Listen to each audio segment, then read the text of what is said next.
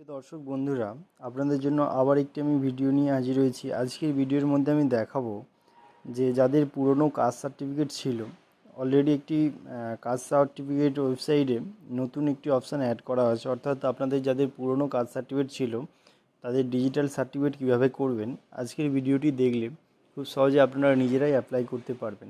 তো বন্ধুরা, আমি ভিডিওটি শুরু করব তার আগে একটা কথা বলে রাখি, আমার চ্যানেলে যদি কেউ নতুন হয়ে থাকেন বন্ধুরা, অবশ্যই চ্যানেলটিকে সাবস্ক্রাইব করবেন এবং পাশে থাকা বেল আইকনটি প্রেস করবেন, যাতে ভিডিও নোটিফিকেশান পরবর্তীকালে আপনাদের কাছে খুব সহজে পৌঁছে যায়। তো বন্ধুরা, চলুন ভিডিওটি শুরু করা যাক। বন্ধুরা দেখুন, আমি প্রথমে কাস্ট সার্টিফিকেটের অফিসিয়াল ওয়েবসাইটে চলে এসেছি। দেখুন ব্যাকওয়ার্ড ক্লাস ওয়েলফেয়ার ডিপার্টমেন্ট, তারপরে এখানে দেখুন ব্যাকলগ সার্টিফিকেট বলে একটি অপশান অ্যাড করা হয়েছে, apply for digital certificate for SC ST OBC। এটার উপরে আমি সিম্পলি ক্লিক করব। আপনারাও এই সাইটে এসে এটার উপরে ক্লিক করবেন। তারপরে দেখুন এখানে ম্যানুয়াল সার্টিফিকেট নম্বর, অর্থাৎ আপনার যে পুরনো কাস্ট সার্টিফিকেট আছে তার সার্টিফিকেট নাম্বারটা দিয়ে দেবেন।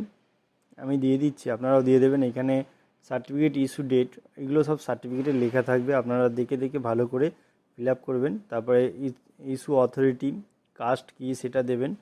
তা এখানে সাব কাস্ট আপনারা যেটা হবে সেটা সিলেক্ট করে নেবেন, আপনাদের যেটা সাব কাস্ট হবে। তারপরে এখানে রিলিজিয়ানটা সিলেক্ট করবেন। আমি প্রথমে সাব কাস্টটা সিলেক্ট করে নিচ্ছি। আপনারা ভালো করে জেনে সার্টিফিকেটে যেটা দেওয়া থাকবে আপনারা সেটাই এখানে সিলেক্ট করবেন। তারপরে রিলিজিয়ান যেটা হবে, হিন্দু, জৈন, মুসলিম যেটা হবে আপনারা দিয়ে দেবেন। তারপর এখানে ফুল নাম যেটা আছে আপনার এখানে দিয়ে দেবেন।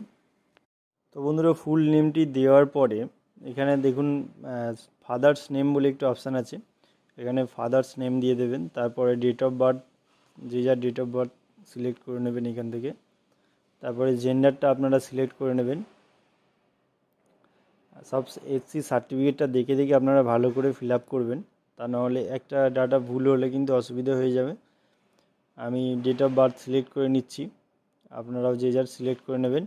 এখানে মেল কি ফিমেল কি আদার্স সেটা সিলেক্ট করবেন। তারপর এখানে আধার নাম্বার অবশ্যই বন্ধুরা আপনারা দেবেন, আধার নাম্বার দেবেন। আর খাদ্য সাথে অর্থাৎ রেশন কার্ডের নাম্বারটা আপনারা অপশনাল, না দিলেও হবে, আপনাদের এটা ইচ্ছা, আপনারা দিতে পারেন নাও পারেন। তারপর এখানে ফোন নম্বরটা অবশ্যই দেবে, এখানে স্টার মার্ক করা আছে, যেগুলো স্টার মার্ক করা আছে ওগুলো ম্যান্ডেটারি। তো বন্ধুরা, এইভাবে আপনারা ফর্মটা পুরোটা ফিল আপ করবেন। তারপর এখানে স্টেট অটোমেটিক সিলেক্ট করা থাকবে, ডিস্ট্রিক্টটা আপনারা যে যার যে ডিস্ট্রিক্ট থেকে হবেন সেই ডিস্ট্রিক্টটি চুজ করে নেবেন। এখানে সাব ডিস্ট্রিক্ট আপনারা চুজ করবেন। তারপরে পুলিশ স্টেশনটা নিয়ে নেবেন। এখানে পুলিশ স্টেশনটা দেওয়ার পরে তারপরে পোস্ট অফিসটা আছে, আপনারা ওখানে পোস্ট অফিসটা এন্টার করে নেবেন। এখানে টাইপ করতে হবে পোস্ট অফিস, আপনাদের যেটা পোস্ট অফিস হবে আপনারা সেটা টাইপ করে নেবেন। তারপরে এখানে দেখুন মিউনিসিপ্যালিটি আর ব্লক দুটো যেটার মধ্যে আপনার হবে, মিউনিসিপ্যালিটি হলে মিউনিসিপ্যালিটি আর ব্লক হলে ব্লক আপনারা চুজ করে যে যার ব্লকটা সেটা দিয়ে দেবেন, যেটা ব্লক হবে। আমি এই ফর্মটা ভালো করে ফিল আপ করছি। তারপরে এখানে জিপি মানে গ্রাম পঞ্চায়েত আপনার যেটা হবে সেটা এখানে দেবেন। এখানে ভিলেজটা আপনারা যে যার যেটা ভিলেজ হবে সেটা এখানে লিখে দেবেন। তারপরে অবশ্যই পিনকোডটা দিতে হবে, কারণ এখানে ম্যান্ডেটরি স্টার মার্ক দেওয়া আছে, পিনকোডটা আপনারা দিয়ে দেবেন। তারপরে এখানে দেখুন বন্ধুরা, দুটো ফটো আপনাকে আপলোড করতে হবে, একটা হচ্ছে কাস্ট সার্টিফিকেটের ফটো আর একটা হচ্ছে অ্যাপ্লিক্যান্ট যে মানে যার কাস্ট সার্টিফিকেট নতুন ডিজিটাল করতে চাইছেন তার একটা ফটো এখানে আপলোড করতে হবে ওই 50 কেবির মধ্যে। তো আপনারা ভালো করে এই ফটোটা আপলোড করে নেবেন। 50 কেবি যেন এই কাস্ট সার্টিফিকেটে 100 কেবির মধ্যে, আর অ্যাপ্লিক্যান্টের যে ফটো আছে ওটা হচ্ছে 50 কেবির মধ্যে। তো আপনারা দেখে এখানে ভালো করে আপলোড করবেন। তো আমি আপলোড করে নিচ্ছি, নেওয়ার পরে সিম্পলি সাবমিটে আপনারা ক্লিক করবেন। আপনার ফটোটা আপলোড হয়ে গেলে সাইটে দেখবেন শো করবে ফটোটা।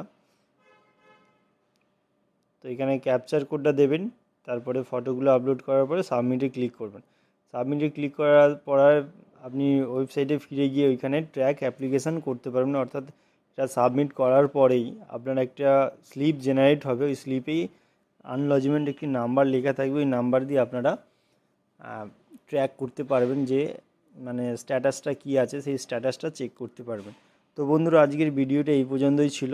যদি ভিডিওটি ভালো লাগে অবশ্যই লাইক করবেন, শেয়ার করবেন, আর চ্যানেলে নতুন হলে অবশ্যই সাবস্ক্রাইব করবেন, কারণ আপনাদের একটি সাবস্ক্রিপশান আমাদেরকে আরও ভিডিও বানাতে উৎসাহিত করে। তো বন্ধুরা, ভিডিওটি শুরু থেকে শেষ পর্যন্ত দেখার জন্য অসংখ্য ধন্যবাদ।